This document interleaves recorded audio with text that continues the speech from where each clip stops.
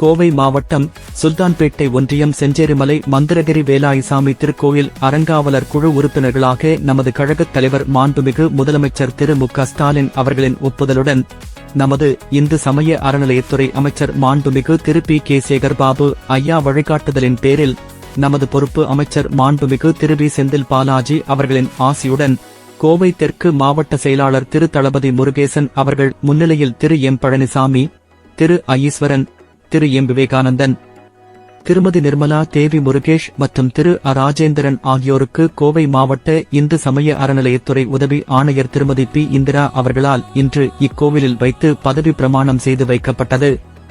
இதனைத் தொடர்ந்து அறங்காவலர் குழு தலைவராக திரு எம். பழனிசாமி அவர்கள் ஒருமனதாக தேர்ந்தெடுக்கப்பட்டார்.